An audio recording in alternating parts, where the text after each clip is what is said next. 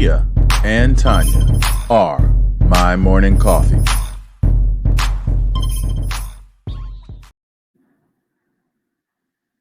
Well, good morning, good people. Welcome to another edition of My Morning Coffee Live, where the conversation is always hot, bold, and full of flavor. Listen, we're not going to banter too much this morning. We have a little bit of time with a very important man, and we want to bring him on. He is the mayor of one of the fastest growing cities in California, and it has become the hub of sports and entertainment. It could be a little more popular than even Hollywood these days. How do you go about managing a city like this? How do you manage all those people and make sure that everything continues to progress? How are you dealing with your residents as this growth is happening? Because we all know that everyone does not like change. So we're going to go ahead and get into those conversations right now. Let's welcome Mr. Mayor Butts, the mayor of Inglewood, California. Good morning, Tonya. Good morning, Gia. Hello. Good morning, Mayor. Hey. How are you today? I'm excellent. It's another great day in the city of Inglewood. Another day of progress. I love that. So we're definitely going to get into that progress. Before we go any further, though, I want to ask what we always ask at the beginning. I'm going to start with Gia first, but go ahead and tell us what's in your cup, Miss Gia, and what you've been up to. Good morning, you guys. Hey, I have coffee in my cup. I need a little pick-me-up today because we got the mayor of Inglewood on here, so I want to be alert because I know he got a lot of stuff he want to talk about with the people. So, and we got stuff we want to talk about with him too.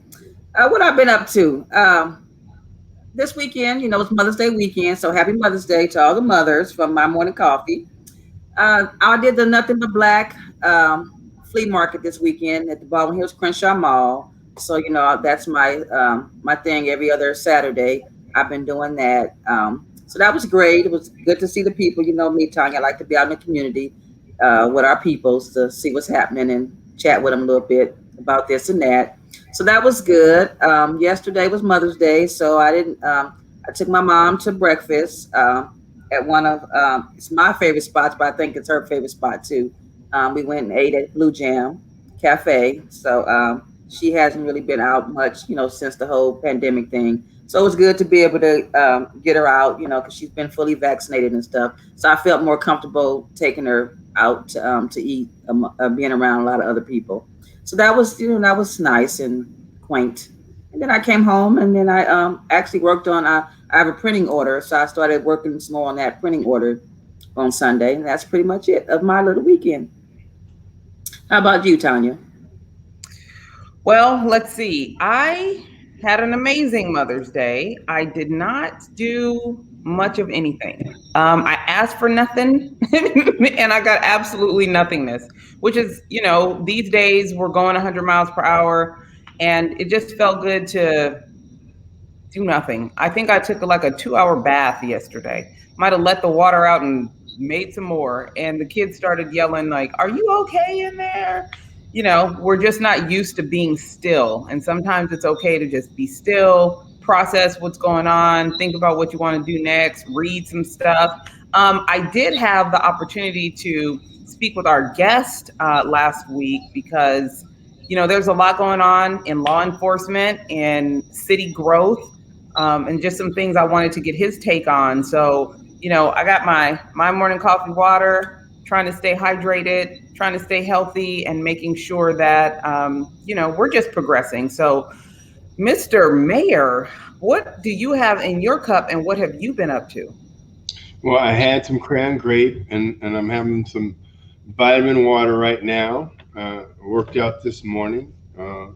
Mother's Day, wife and I walked 5 miles and we went over to my mother-in-law's house with our nephew that we've adopted because his mother's passed, and ate there and played bid whist and went home and went to bed. Bid whist. I ain't played that in a long time. Listen, while you're on your vitamin water, we won't stay on it too long, but one of the conversations that I think it's important that we have as Black women with Black sons and husbands. Um, Mental health and physical health. I want you to talk to me about, with all that you've done in law enforcement and city government, how do you stay healthy? And how do you help your city and staff stay mentally and physically healthy? Because you are the leader, so it starts with you. I want you to talk me through that a little bit. That's a big question. Let's just talk about physical health. Physical health is an interesting conundrum, particularly in the Black community, because we are raised to eat any and everything. We're raised to clean your plate, to not. It's an insult if you don't eat everything that someone cooks for you and puts in front of you. And the reality is your body is and your health is the sum total of what your hands put in your mouth. And we're not educated when it comes to the proper balance of carbohydrates, fats, and proteins. And we certainly don't have enough appreciation for vegetables. So you put all that together, combine it with a lack of exercise and age and a slowing metabolism, and you become vulnerable to all kinds of underlying conditions that can lead to early death. I have, in the last 4 months, lost now 6 classmates, either the class behind me, in my class, or the class ahead of me from Crenshaw High, that have died from heart attacks. And you combine our lack of willingness to go see a physician when something feels wrong with our lifelong dietary misadventures, and there's a great risk of not only dying early, but even worse, living longer and miserably. You know, one of the things I have been pleased to see is the COVID lines at the forum, your forum. Now, there is a lot of misconception about COVID and the vaccine and the tests, and they're wrong and they're right. Why is it important for our community to get engaged in this conversation, and even more so, get vaccinated? Or do you think that's important? Not important, it's critical. Say it We are, again, yes. it's critical. We are way too susceptible as a people to myths and urban legends, and as a result, we get left out. But not only do we have COVID injections at vaccinations at the Forum, we have them at SoFi Stadium. We have them at our senior center here that we opened in 2018 to a $27 million beautiful facility, because it is important. And when I got vaccinated back in December, and when I talk to people and they say, well, no, they're going to put a chip in you. No, we get a different vaccine than other races. And I say, oh, so you were the type that when Noah was filling the ark for the great flood, you wouldn't have got on Noah's ark. And then they think, and probably 80% of them go on and get their vaccine. We have to convince each other to take advantage of this basically miracle that is going to change the course of the pandemic. Yeah.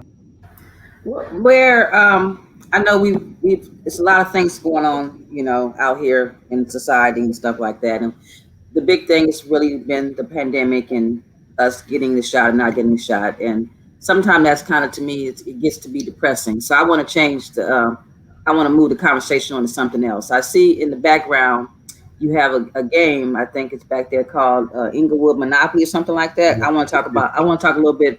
Let's talk about that game back there.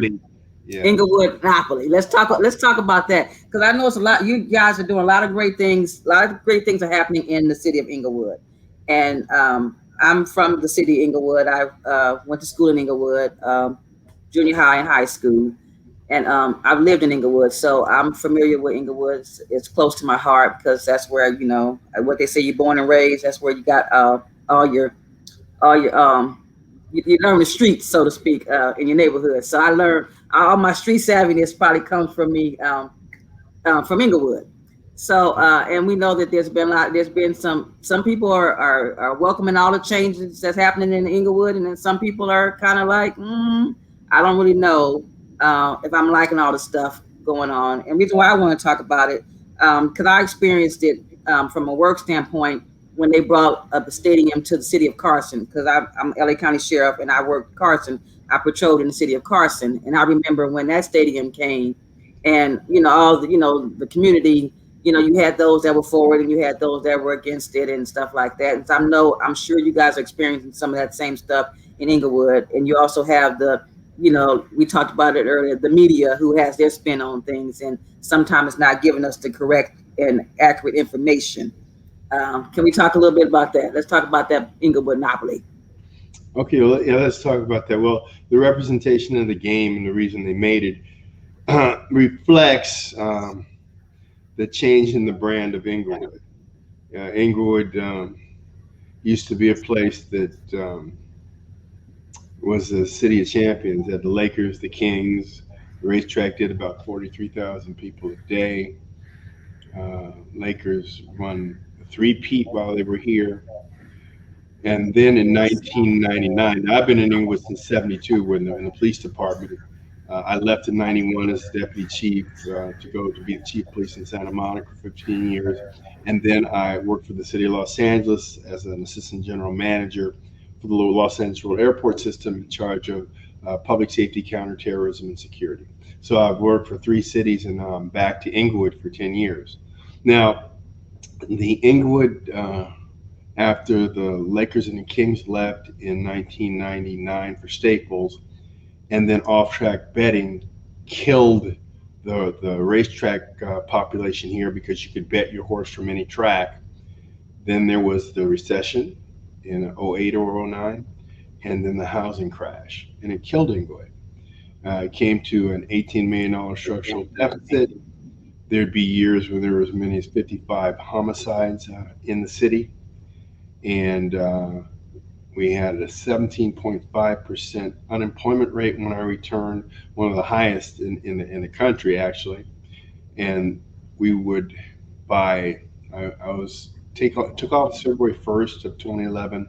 By September, October, we wouldn't have made payroll. We'd have been cash flow bankrupt. We had to cut 120 positions, eliminate a guaranteed lifetime medical retirement program, which was pay as you go, and we did not have the money for. And then we started to run the city more like a corporation who perform public services. You know, the main functions of a city are to provide for public safety, recreation, education, infrastructure renewal. But one big component that most elected bodies miss is you're responsible for setting a climate for economic development. And now we've come to the point where we came from, when I came back, the Lakers were gone, the Kings were gone, Airport Park Hotel was gone, the track was almost gone, it was down to 1,000 people a day. And we had Norm's, the Big Donut, and the Sizzler. When I came back in 2011, there was just the Big Donut and Sizzler. Now we've come from that to having reopened the Forum, now negotiated with a company from New York to invest in the Forum. And people said no one will ever come back to concerts to Inglewood because of the crime, because of the poverty, and because of the condition of the city. You know, our streets were in terrible condition. Well, within 14 months, the Forum was the #1 concert venue in the state of California, #2 in the country behind Madison Square Garden in New York, and #3 in the world for attendance. From there, we negotiated with 2 teams from the NFL, the Raiders and the Rams. And in the end, we were in competition with the city of Carson for the Chargers and the Raiders to build a stadium there, or for the Rams to build a stadium in Inglewood. You have to get 75% of the vote of the NFL. The owner has to have the financing and the desire to come. In the end, in 2016, we got that commitment from the NFL. And then the Chargers joined in 2017.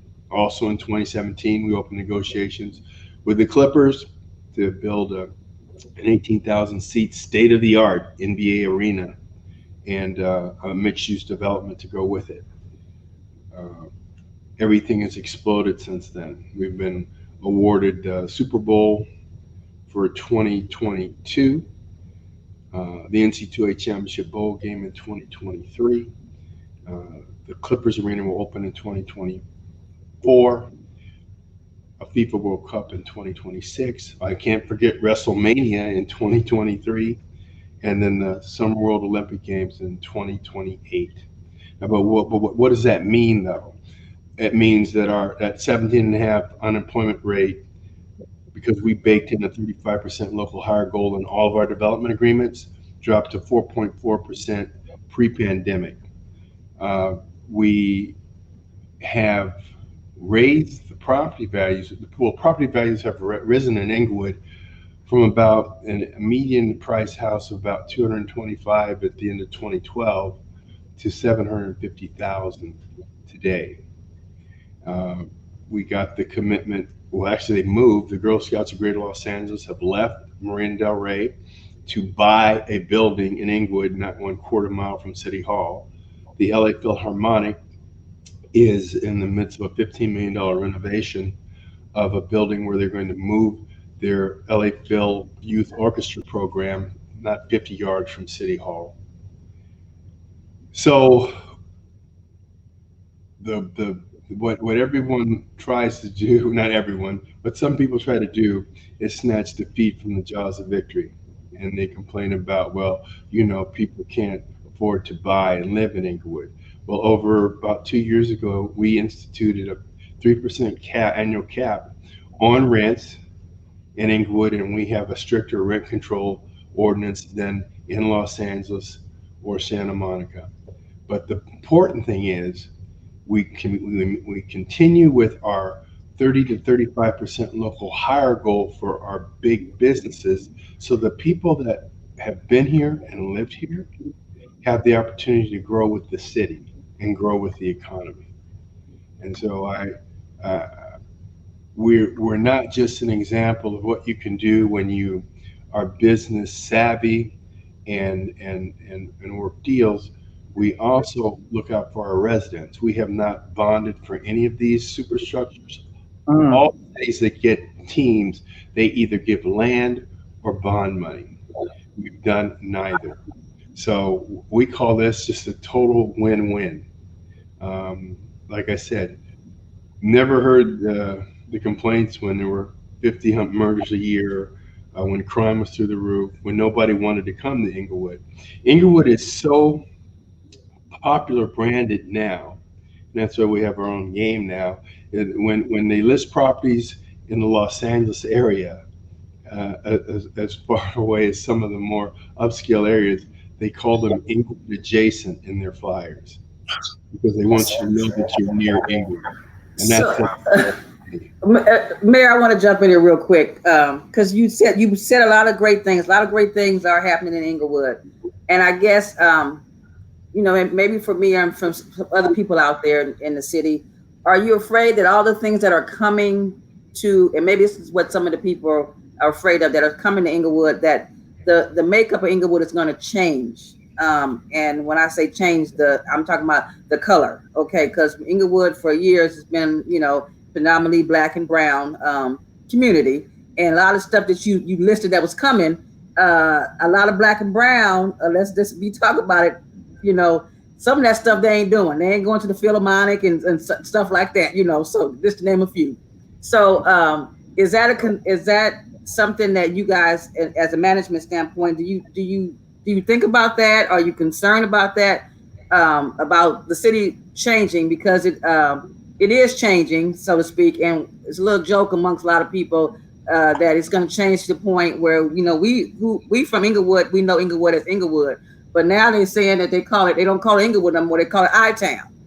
Okay, you know, so. See, they is. I don't know who they is. They don't say that to me. But let me go from the back forward. First of all, you said that we don't go to the LA Philharmonic. This is the youth orchestra program, and it is mandatory that we have at least 200 to 300 Inglewood youth allowed into the program to be tutored by the greatest orchestra musicians in the world. Okay. People don't know that, but we have a city subsidized tennis program here. So that our kids can come to Edward Vincent Park on courts that we spent close to $1 million to renovate to learn tennis. So no, we don't need to be put in a box of things that we do.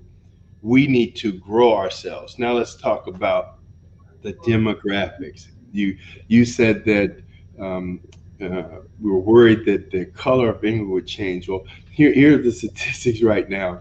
We're 50.6% Hispanic and 43.9% Black or African American. We're about 94, 95% of the population.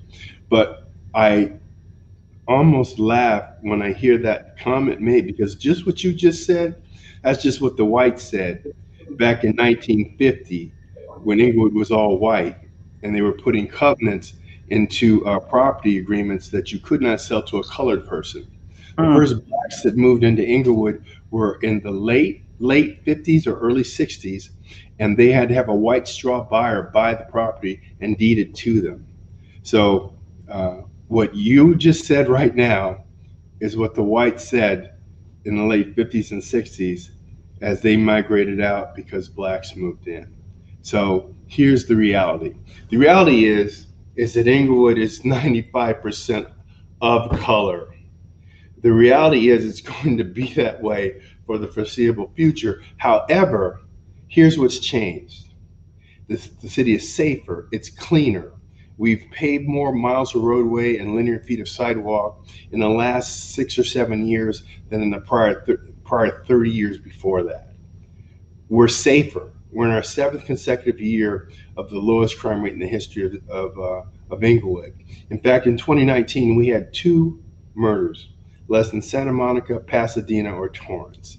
So instead of talking about all these things that I've listed for you in this few minutes we've been together, this is what we hear about.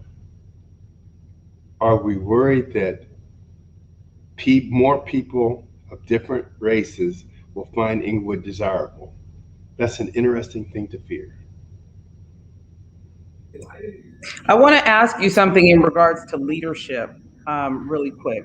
What I do know is that it takes an amazing leader to be able to have public-private partnerships to grow a city, right? Every city wants new this and new that, but you have to have a very structured and skilled leader to be able to usher in those types of projects. I happen to be in a city that does not have that type of leadership, and we struggle with new projects that the city wants to see. Can you talk to me about how cities around our country, especially now through COVID, can bring in some new and exciting things to invigorate their economy? Because they're struggling, and they may be struggling leadership wise, they may be struggling some other kind of way. But in that regard, what you are able to do, I want you to speak to that. But I also want you to speak to the fact that I know you can't always be nice when you're doing that. So how have you been able to get these things done? You kind of stubborn. I've seen that already. You know what you know, and you make sure that everyone knows you know what you know.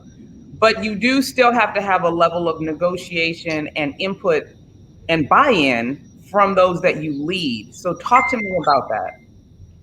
Wow. Now, what we going to do? We got 2 hours or what? I think I might get 2 more minutes. Good grief. Well, first of all, let's talk about the business aspect. My background's in law enforcement, 37 years. I've run 3 police departments. My education's in business. I have an MBA from Cal Poly. I graduated summa cum laude.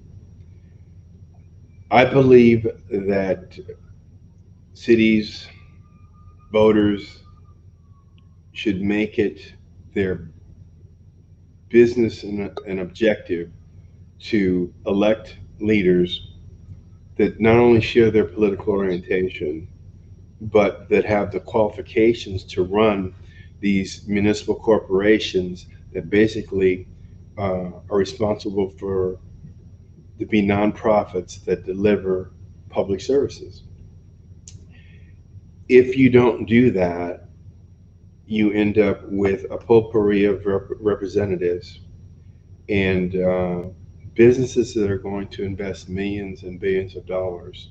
Do not do it in places where there is political uncertainty, because political uncertainty equates to a greater risk of capital investment. So that's first and foremost. Now, when you talk about what should cities do, you should look at what your attributes for your cities are. What does your city do well? Well, let's look at Inglewood. We are 20 minutes from downtown LA. We're at the tip of the South Bay. We're adjacent to Westchester. We have a microclimate that is so beautiful that when it rains hard, most of us have to buy new umbrellas because we don't remember what we did with an umbrella the last time it rained hard. And we're within 2 miles of now the third busiest airport in the country. So what does that tell you? That tells you if we get our Public Safety Act together, if we pave our streets, renew our water system, and then negotiate within entertainment and sports, that we would have a chance to recapture our glory. And we've done more than that. So, every city is different. Every city has a different set of attributes. But first and foremost, you have to pick leaders that understand that they are building a culture, because in the end, everything that you do is for a customer-oriented culture, first and foremost, and then develop your vision, long-term strategies to develop objectives to implement that vision, and build an organization. This isn't just say, oh, I want the Rams to come here. Oh, it'd be great for the Clippers to come here. No, it starts far before that. You have to build the basics of a city, a solid infrastructure, a customer service oriented workforce, and a culture in your organization that doesn't say, we just come to work and we do stuff today, and it may have something to do with what we did yesterday, and it might have something to do with what we do tomorrow. No, we have a vision and strategy, and you are part of this adventure that's going to make this city great.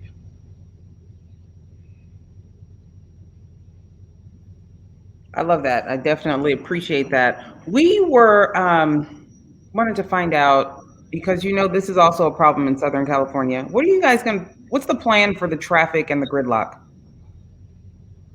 that might be coming based on the new?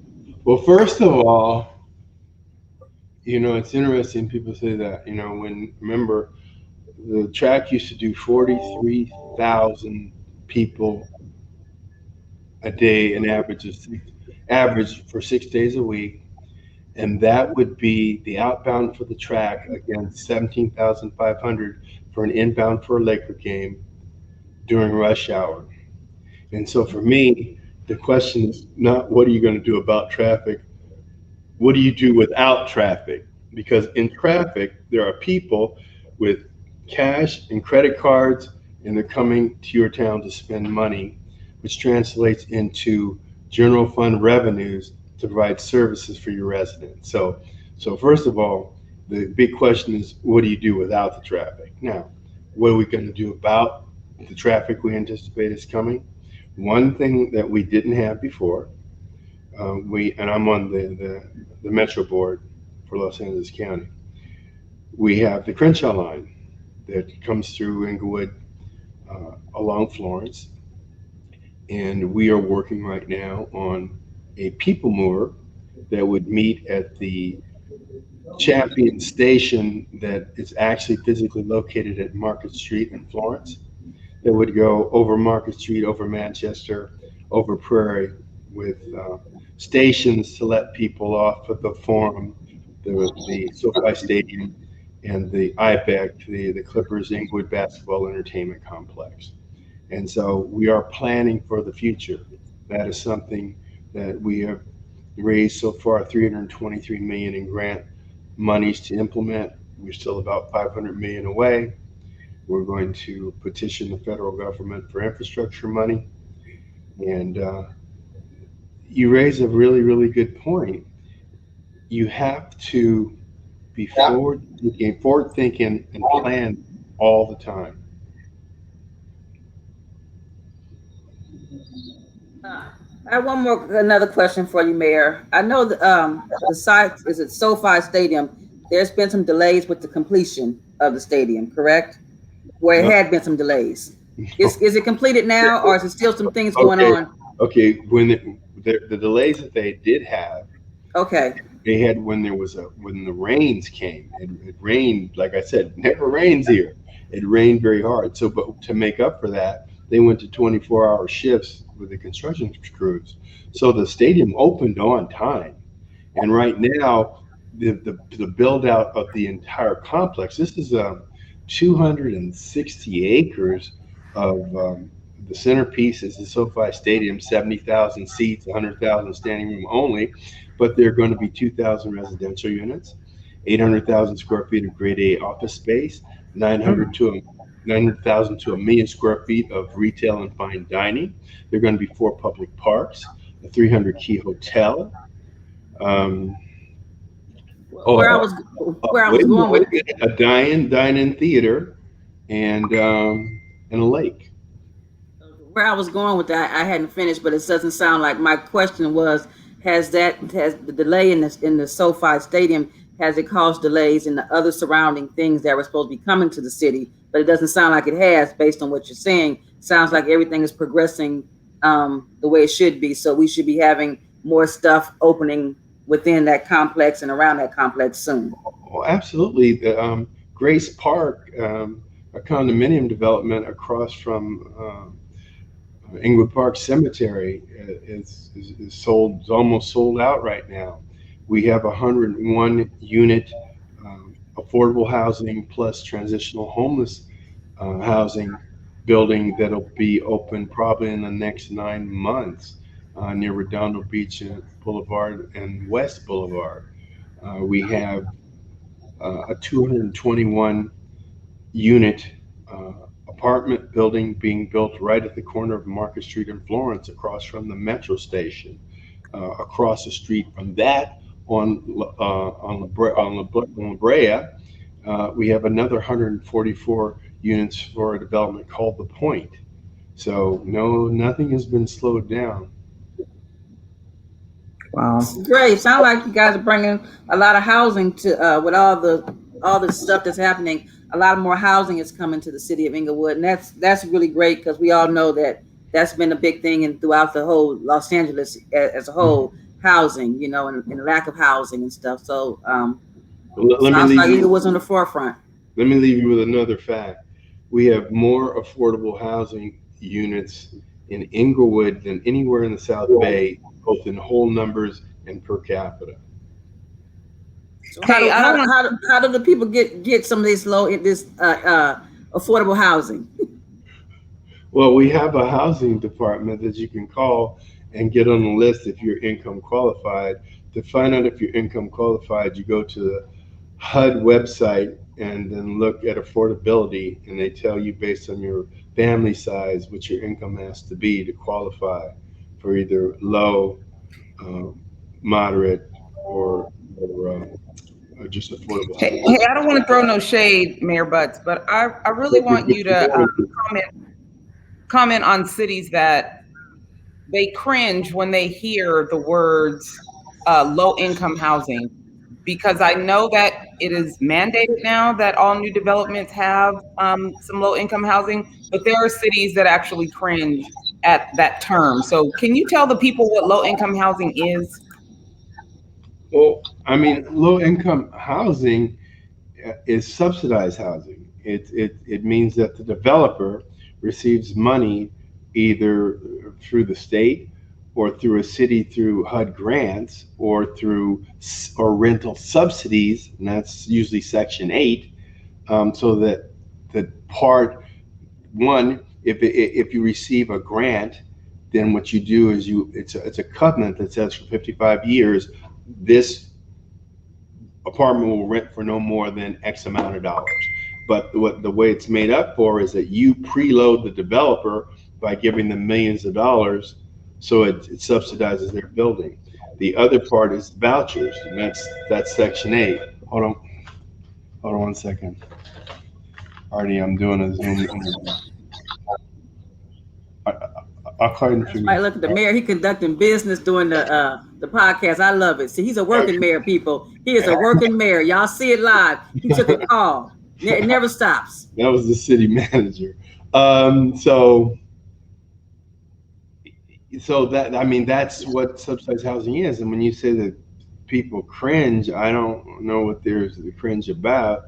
Everyone deserves to be able to have a home to live in. What I think it is, Tonya, a lot of these cities is that they're really, because affordable housing is needed, because everybody doesn't make six-figure incomes and stuff like that. Let's face it, everybody's not living like that. So you do need to have, these cities do need to have housing that people can afford, that who make a little bit less, and stuff like that. But I think it's been such a negative connotation when you hear affordable or low income. They just think everything is negative people. But a lot of low income and affordable housing really, to me, is for seniors, because there are a lot of seniors out here, and I'm a living witness of this because I dealt with my own mother. When they get to be seniors and stuff, their income does change, and sometimes they can't afford regular rents like people that are working, the working class and stuff. So you do need these cities. They need to get on board with that and welcome. And everything that's low income is not negative, it's not bad, but I think it's got a bad reputation. When you hear low income, you just think, oh, it's just gonna be this negativity around it, and it's not that way. Mayor, we have a question for you. How can the local businesses get involved with all of the building that is going on in the city? We've tried, and we keep on being told we aren't minority business or DBE. We're a 56-year-old local small business in Inglewood. How can they get involved? Do you want to give me some information I can send back to them, or let them know now? Well, first of all, we only have a 30% local hire goal for MBEs or disadvantaged businesses. So that means 70% of the business is available to anyone. And quite frankly, if they can't find a qualified MBE or DBE, then they're not going to be hired. I think I probably know who you're talking about, but the reality is that over 70% of the business goes to just any and everybody, and the disadvantaged businesses numbers are just goals. They're not absolutes. Got it. So listen, before we let you go, I'm sorry, go ahead. No, so you just bid for the business just like everybody else. I love that. Before we let you go, you've accomplished so much. You've ushered in so much change in the city of Inglewood, California. What do you want your legacy to be? That we took a city that everybody drove through on the way to the airport to making it a destination city that upgraded the lives of its residents by providing prevailing wage employment, and that gave the residents that bought here and stayed here through the worst of times the opportunity to accumulate generational wealth, just like the homeowners in Manhattan Beach or down the beach, Torrance, Pasadena, Glendale, so that when they can make the choice as to whether they're going to use their equity as retirement income, pass that generational wealth on to their children, or cash out and do whatever they want with their lives. That we made Inglewood not only equal but we provided equity for Inglewood residents. And personally, what do you want to be remembered for?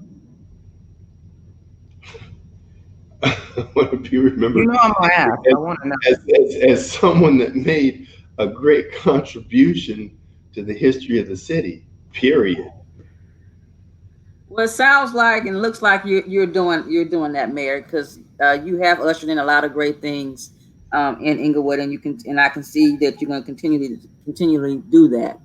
So I'm excited about what's the future of Inglewood. I really am. I think it's the stuff that's happening. It's going to be great. I think people got to get used to it. I think the people that are complaining or have some apprehension about a lot of stuff about the traffic and stuff like that, those people were young kids probably when the racetrack was around in the Forum and stuff. So they don't realize that Inglewood's always had traffic. So traffic is not that's not going to be new to Inglewood. But that's why I think the problem is and some people are transplants, Mayor. They wasn't born and raised in Inglewood, so they don't understand that Inglewood at one time was popping and it's popping again. So we just got to look.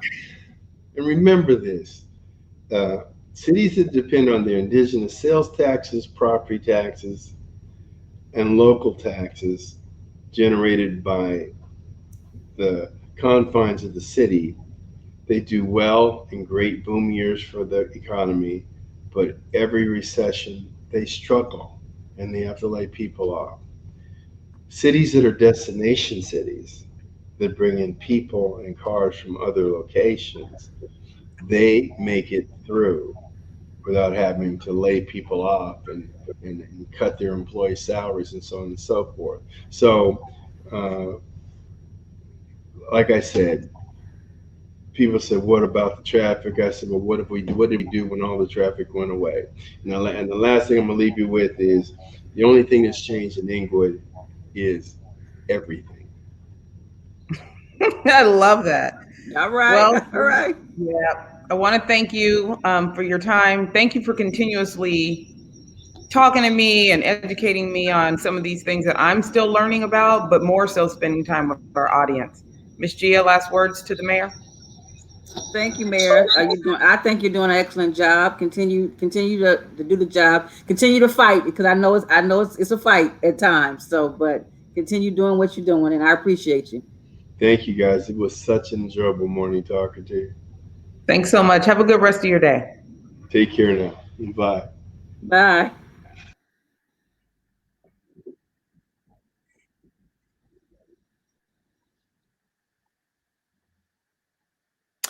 All right, Miss Gia, we have another amazing guest coming on. We can recap, Mayor, real quick. What do you think? And did it change your mind about anything? No, not really, because I kind of know I know a little bit what's going on, because I'm not a resident anymore of Inglewood, so I'm not in it. But being growing up there, I was there. I grew up there when the racetrack was there and the Forum was there and things like that. But again, I was younger. I was a teenager, and so the things that I think about now as an adult, those were things I was thinking about as a kid growing up in the city and stuff. So, and I think that's what's going on too. A lot of people who don't feel a certain way about what's going on. They, either they were kids or they weren't even born then. And then when they were in Inglewood, nothing was happening. So it's like, oh, it's kind of, this is Inglewood, but they don't know the Inglewood of before.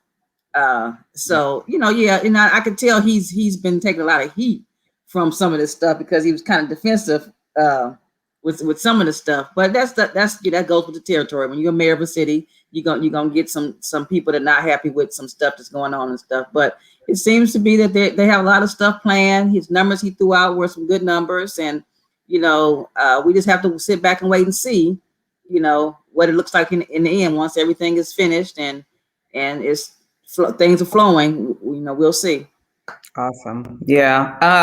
And what we always say is, if you have a concern or you have a question, get active. Don't wait till a project is done to then you want to complain about it. If there's something that you want to see that you think that your community needs, don't wait till the project is done to complain and lodge. You want to picket and you want to be upset. Get involved now, because now is the time when change needs to be made, right? Yeah, right. And that's why I think the problem is when I say we, I'm speaking probably of us Black and brown people. We've shied away from politics, getting involved in city government and stuff like that, and things are happening. And I think we all what we see going on within the last 5 to 6 years shows us that we all should probably be getting involved in our city and what's going on to be able to have a voice. Because if you're not there, they're making decisions and doing things, and then, like you said, once it's already in the works, then we finally hear about it and we want to complain. Well, now it's kind of too late. You should have been doing that a little bit earlier, because I know a lot of stuff is going on around the Baldwin Hill Crenshaw Mall. It's gone through a few different buyers and stuff. And then from what I hear, I was there this weekend, some of the local residents and stuff are saying now that whoever the buyer is now, their plans is to tear the mall down and build apartments like they have over there on, I think, Los Angeles and Jefferson or something like that.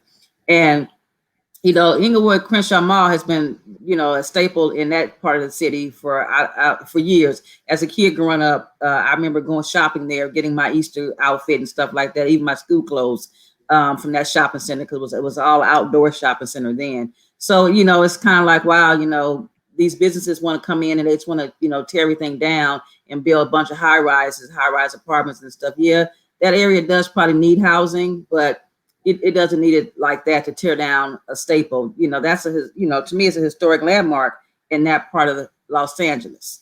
Yeah. So, but again, if the citizens are not getting involved, with the city government, that kind of thing, these things are bound to happen. We have to speak up. We have to be a voice for where we live and do things. And so hopefully the citizens will prevail and the mall will stay. But, we know what it's like when money speaks sometimes louder than, our voices. But well, to continue our celebration of Mother's Day, we have an amazing mother on next. And since we are talking about one of the new entertainment capitals of the nation, and the NFL and the NBA stadium, we have a dope WNBA agent. She's actually a sports agent, but she's been doing great work in the WNBA, and she's a mom. So let's go ahead and bring on Trisonya Thompson and talk to her about what she's been up to, and let's see if we can find out what in her. Hi. Good morning, ladies. Thank you so much for having me on this morning. Good morning. Absolutely. I've heard some great things about you, so we're super excited to have you. First, I want to ask you, one, what's in your cup? Because I saw you drinking something. And how was your Mother's Day? I am drinking herbal tea, and my Mother's Day was outstanding. So I have 4 adult children now, 24, 22. They just graduated the day before Mother's Day, so that was a perfect gift. He just graduated from Lewis and Clark. What? So we're really excited and proud of him. And I have a 19-year-old who's attending Whittier, and I have a 16-year-old who's a sophomore in high school. Well, motherhood definitely has not aged you. You look amazing. Oh, you're so kind. Oh my God. But okay, so you have grown kids. Lord have mercy. Listen, let me go ahead and back up really quick. Where are you from? Tell the people where you're from and how you got to where you are now. Okay, so I was born and raised in Compton, California, and I earned a scholarship to USC and Long Beach State in volleyball. And at Long Beach State, I won a national championship, and then I played with the national team. And then I pursued a career professionally overseas in volleyball. So that's how I actually got my start. So while I was playing overseas, I started getting jobs from friends because club teams came up to me and said, "Do you want to be basketball?" I just said, "Yeah." I went to USC and Long Beach State. I had a whole bunch of friends. So I started getting my friends jobs. So before I knew it, I'm hanging out in Milan with 10 of my friends. And when I tell you it was the best time of our lives, it was incredible. So we're talking about Europe 30 years ago. So you didn't know where you were going. It was on a map. You went blindly on faith. And so once you knew other people that were there, it became quite comfortable. And so then I found out you got paid to do contracts. And that's actually how my business got started. So I call myself the poor man's, the poor man LeBron James agents, because I went with my friends but not at that scale, right? So it was incredible. And so my friends that I got jobs to initially said, yeah, you were doing what Rich Paul was doing 30 years ago, but with women on a much lower scale. So wow, that's very interesting to hear that, because I never knew anything about volleyball being professionally done overseas. So you're educating me. So that's interesting. That how you got into your career via volleyball as opposed to the tradition, what we know, basketball and other sports like that. Right. My cousin, my younger cousins played for some travel volleyball teams up north. But what I've realized is that travel ball isn't just basketball and baseball anymore. Right. It has become so much more inclusive with volleyball, and there's more women of color in volleyball. Talk to me about when you were younger and how it has changed in your view. Are you still keeping up with the sport? Oh, most definitely. Come on. That's my first love, right? So I am proud to say that my volleyball team at Long Beach State, we won a national championship, and we're the first ever national championship volleyball team to start 5 Black starters. And this was 30 years ago. So it has never been done. It has not been duplicated. And it just was very fortunate that we all ended up together. But when I initially started playing, I didn't start playing until I was 14. And I'd be in the gym with 300 girls, and it'll be 3 of us. And it just so happens that the 3 girls that were in the gym with me in high school, we all ended up on the same volleyball college team by happenstance. We all took different directions in college and then ended up at Long Beach State. Wow. So are your kids athletes? Some? Yes, they are. Yes, they are. But unfortunately, it wasn't volleyball. My daughters played basketball. So my daughter is playing basketball for Whittier. And my oldest daughter played for a year at Concordia and decided she didn't like it. So she's pursuing ed.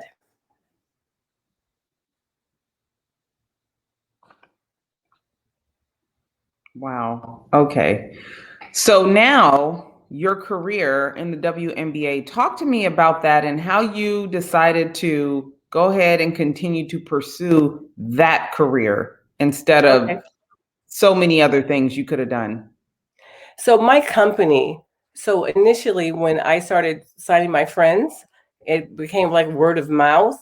And I went from 10 clients, 10 of my friends, to 25 people under contract. And so at the time, I was the only female agent specializing in women's basketball. And it is a male-dominated sport. So I believe women just felt very comfortable with me and gravitated to me from my experience of being an athlete, and they could relate to me. And so my client list grew I went from 10 to 20 to 65 at the height of my agency. In that entire period, being pregnant and taking care of my family. So right now, your agency, you represent all types of clients, or just? I still specialize in female athletes. I have basketball players, volleyball players, and I am just now starting to pivot my company because of the pandemic and what's happened in professional sports. I'm now pursuing a few college coaches, and I'm actually in negotiations with a few coaches to get them under contract. I'm going to have one that I'm very excited about. So I hope I can come back on the show and talk about her as soon as I have her under contract. But she's in the LA area. So it's going to be very exciting when she signs with me. Oh, that's awesome. Love that. Yes, I love that. But I want to, as exciting as this all is, I want to keep it very relatable. Talk to me about the difficulties that you have had with your clients in this field, the struggles that women go through in a sport that men also play, and how you have been able to help overcome some of those obstacles. I think because of my experience. So everything that my clients want to aspire to, I have already had gone through. college, the transition from college to pro, and then from pro to transitioning to first year pro, third year pro, onward, and also into retirement. So I have a very unique approach and niche because I'm hands-on, and I've always tried to keep my company small by design because I do work one-on-one with my clients. I do have interns who do most of my administrative work, but no one talks to my clients but me. No one negotiates the contracts but me. And so I think that having that one-on-one relationship with with my clients and helping them through their journey directly has been a big impact. I love that. Now, do your kids, have they always known what you've done, and like how do they relate to that? Because I always want to think about how kids see their parents, because my kids used to think my husband played sports because he traveled so much, but he was actually in tech, traveling so much. So what do your kids think you do? Oh, they know what I do. They know what I do. So my kids often were drugged to the gyms with me. And, and this is before, so this is talking 30 years ago, 20 years ago, 25, and my kids are infant and have to work. So I would bring my kids with me to the gym. So I would have my nanny and she would take the children, and then I would work, talk to my players, whatever need to be done in the gym and watch games. And on a few occasions, I actually had a ball girl, because I didn't have my nanny with me, hold my child who I knew her from, because there was a Portland team, and I knew the young lady, so I asked her just to play with my son while I tried to sign another client. Well, it shows you how funny the world is. That woman that was the young girl that was actually babysitting for me ended up being my client, and she was actually drafted like number 4 or 5 into the WNBA. So it's quite a fun story of how women helping other women. You know what I'm saying? And there's just a big, I started my company because I wanted other women to have that experience. When I went I'm from Compton, California. What am I doing in Milan, Italy? How does that happen? So I sat down with one of my girls, the 3 of us. There was a girl from DC, Compton, and Detroit 30 years ago in Milan. We're like, how did we get here? I mean, it was incredible. And so when I started my company, I wanted other women to have that experience because it changed my entire life.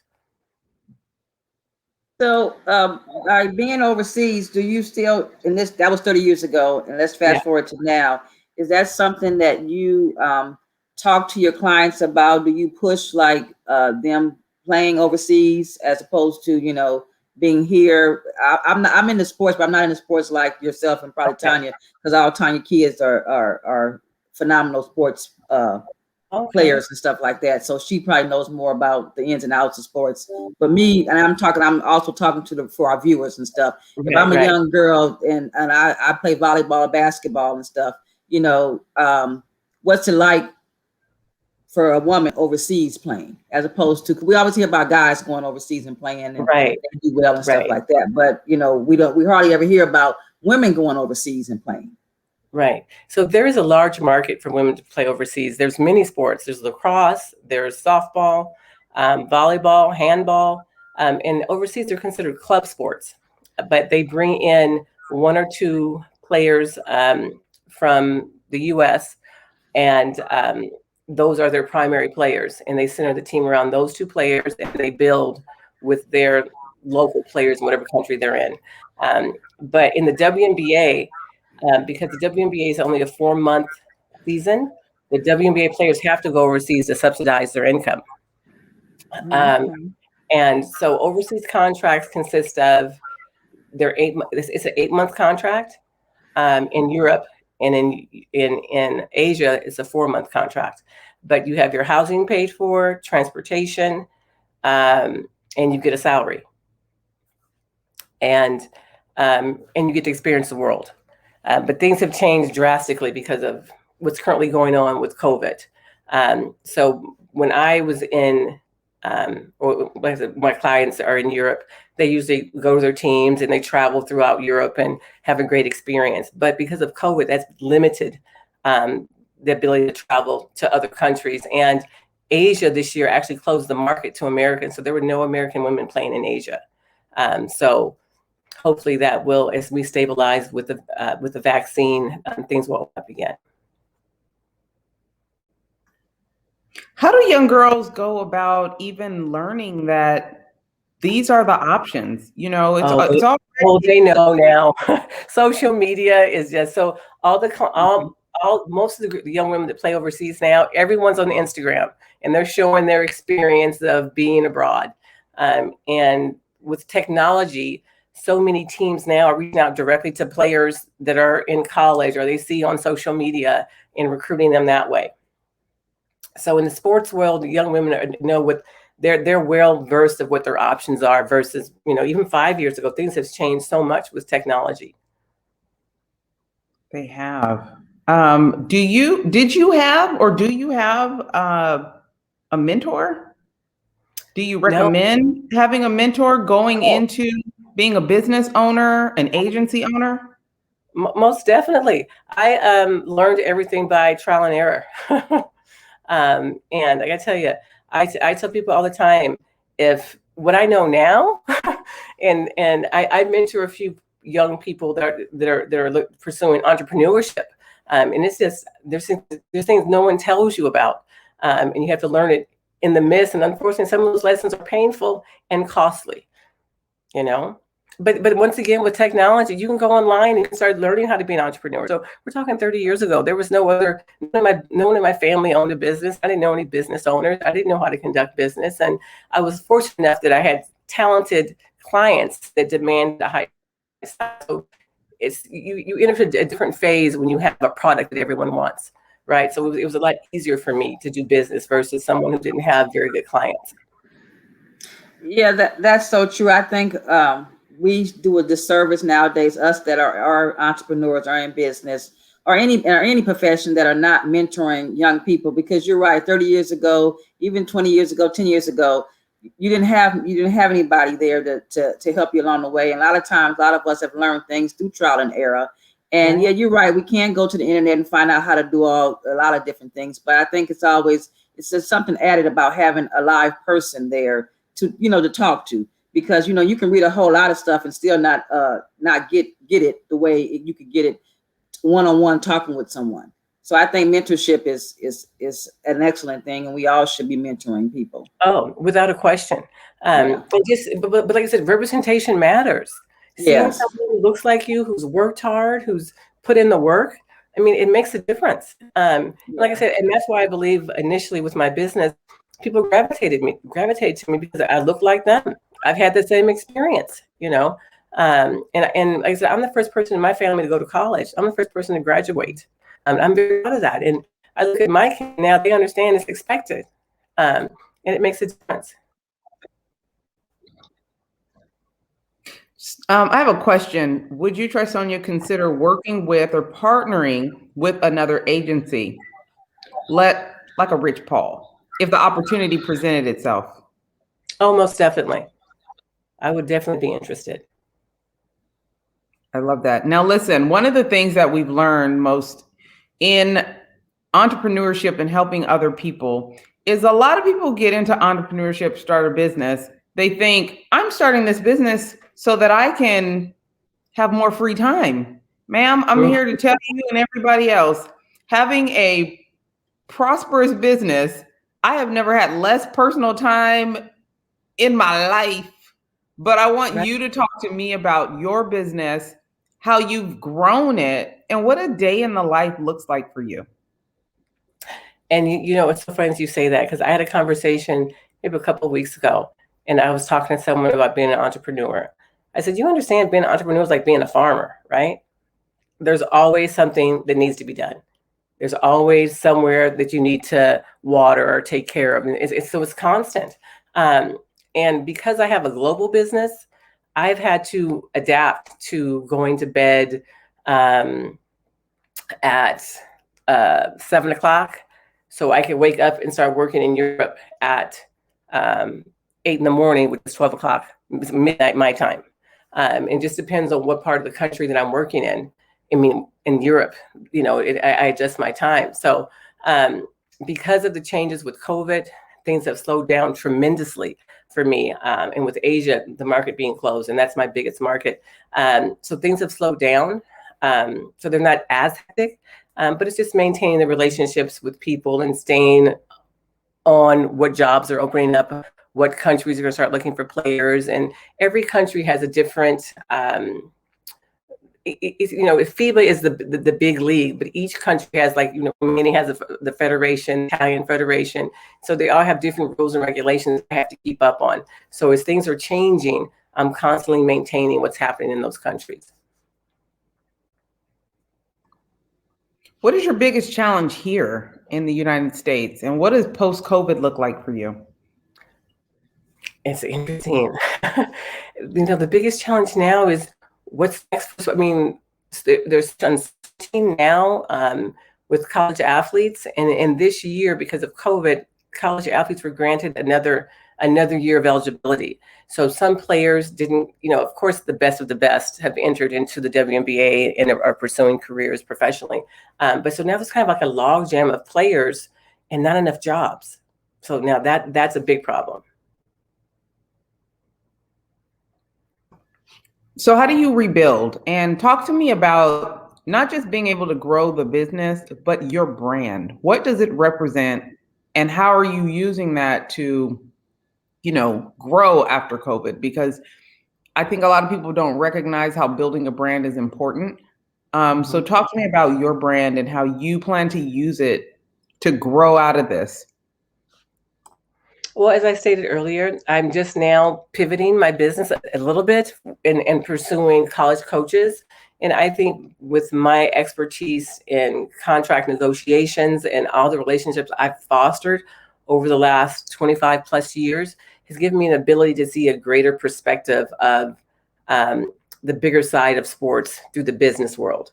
And it's about relationships. And so now I'm going back to those relationships with coaches I've had for the last 25 years, and my players who are now retired and now are entering coaching, and have other athletes and coaches that don't know me directly, but know my work ethic. And being in business for 25 plus years, you have to have some integrity. I mean, to sustain in a business that long, you have to have integrity, work hard, and a solid brand that is providing a service that is at a high level.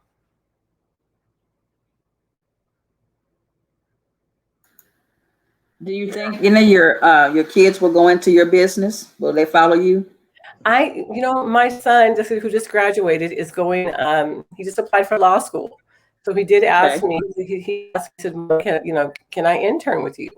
I said, "That's something we can talk about." Yeah.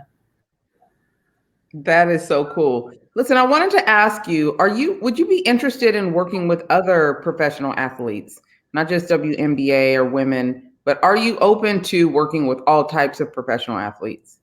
And as I stated earlier, I started my business because I wanted to empower other women to have the ability to maneuver. And things have changed now, and women, there is a greater voice, and more women are empowered. And now I would be open to working with other athletes. And I have worked with a handful of men, but I just felt a greater need to go back and help women. But so I would be definitely open to helping. I would like to possibly pursue other sports with women. What was your best and your worst experience? No names, but in this business, I'm sure you had some amazing wins and some I wish I would have never done that moments, but talk to me about that. This business is interesting because there is a cast of characters, and I won't name any names, but I've had clients that have called me because they're boarding the plane to go fulfill their contract overseas. And they said, "I've just been arrested because I had a gun in my TSA bag by mistake." Wow. Yeah. Well, I mean, it's like what I say, the higher you go up the food chain in professional athletes. And I said, I've had some of the best athletes in the world, and happen on the side too. They're not bad people. They just make mistakes, right? That are costly. I've had players who've had DUIs. overseas and domestically. And you and I would think, why don't you just call a town car? But now it's Uber. Call an Uber, and they don't do it. So unfortunately, those have been some of the not so pleasant phone calls I've gotten in the middle of the night. Wow. There's been a lot of social issues that have impacted sports forever, really, but definitely in the last year and a half, 2 years, even before COVID, the shut up and dribble, Right. these types of conversations continue to happen. How do you deal with your potential clients and clients with knowing that they are dealing with heavy social issues as an athlete, whether they're Black or not? It has changed so much, and I will say it's refreshing that you can have a voice now. Before you couldn't have a voice. So for Black athletes to be able to have a voice, I so appreciate that. And on the other side, I said I have quite a few European clients, and white clients, and everyone now is learning how to navigate together. And we're learning as we go. I wish I had the answer to it. Like this is how it's going to be. We don't have it. So we learn as we go. And the WNBA has done a great job in embracing all of the Black Lives Matter, and that has been a great support. Because I wasn't quite, I think all of us were unsure how organizations were going to respond, because historically they've just been quiet, and now that they have had to step up. Well, it sounds like you would be wonderful to represent just about anyone I know. I want you to tell the audience what you have coming up and how they can keep up with you. Okay. They can, I'm on my social media. So I have Instagram. It's just my name, Trisonya. And I also have a webpage. It's Trisonya, www.trisonya.com. And so right now the start of the WNBA season is starting this Friday, May 14th. And my client, Demiris Dante, will be playing against Phoenix. So that's exciting. And like I said, I'm working on contracts with a couple of local coaches. So I'm working to get them signed. And once that happens, I'll be out there helping them with their marketing and their contracts. So I'm excited about that. I love that. Gia, anything before we wrap up? Uh-oh, you're on mute, mama.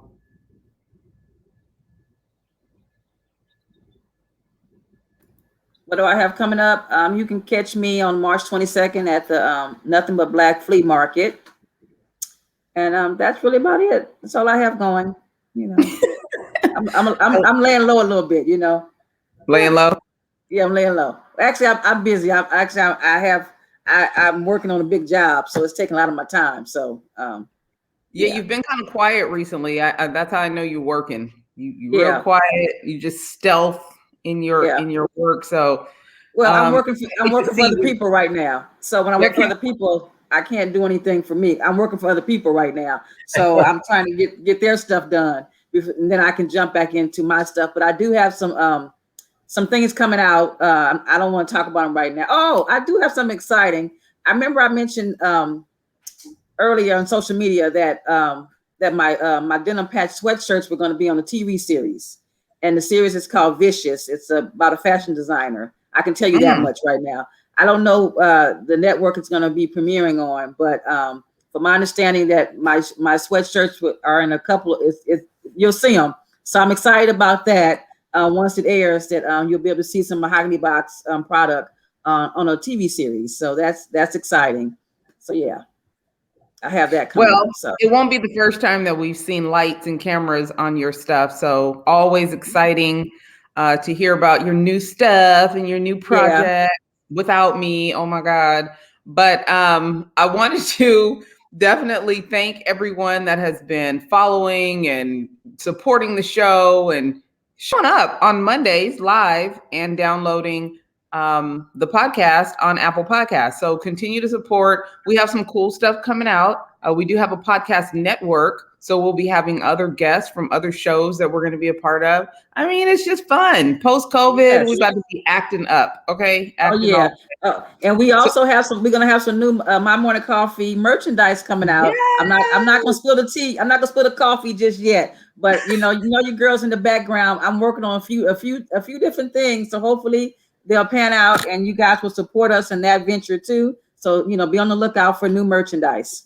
Absolutely. So Miss Trisonya, we want to thank you for spending time with us. As usual, you all follow My Morning Coffee Drip on Instagram, follow My Morning Coffee on Facebook, subscribe to the podcast. You can always find me on Tonya McKenzie PR on all socials. And until next week, we will see you. Have a great day. Thank you, ladies. Thank you.